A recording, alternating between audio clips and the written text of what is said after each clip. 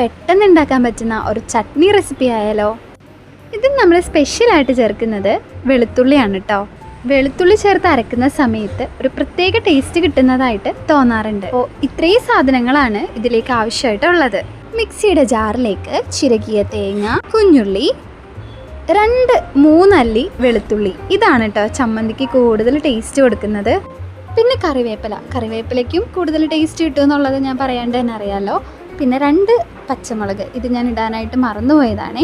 ഇത് കുറച്ച് വെള്ളം ഒഴിച്ച് ഈ ഒരു പരുവത്തിൽ ഒന്ന് അരച്ചെടുക്കണം. ഒരുപാട് അരിഞ്ഞ് പോവാതിരിക്കാനായിട്ട് നോക്കണം. തീ ചൂടായി അതിലേക്ക് എണ്ണ ഒഴിച്ച്, എണ്ണ ചൂടായി കഴിയുമ്പോൾ കടുക് പൊട്ടിച്ച്, കടുകിൻ്റെ കൂടെ ഞാൻ കുറച്ച് ഉലുവ കൂടി ഇട്ടിട്ടുണ്ടായിരുന്നു. ഉലുവ ഇടുമ്പോൾ ഒരു പ്രത്യേക ടേസ്റ്റ് കിട്ടാറുണ്ട്.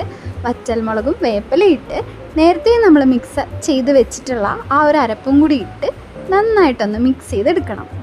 ഒരുപാട് തിളക്കണ്ട, കുറച്ച് ചൂടായി കഴിയുമ്പോൾ നമുക്ക് വാങ്ങി വെക്കാം. അപ്പോൾ നല്ല ടേസ്റ്റി ആയിട്ടുള്ള ചട്നി ഇവിടെ റെഡി ആയിട്ടുണ്ട്. ഞാൻ ഇഡലിയുടെ കൂടെയാണ് കഴിച്ചത്. എനിക്ക് ദോശേനേക്കാളും ഇഷ്ടം ഇഡലി ആയതുകൊണ്ട് ഞാൻ ഇഡലിയുടെ കൂടെയാണ് കേട്ടോ കഴിച്ചത്.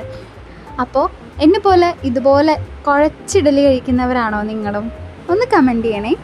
അപ്പം നമുക്ക് അടുത്ത വീഡിയോയിൽ കാണാം.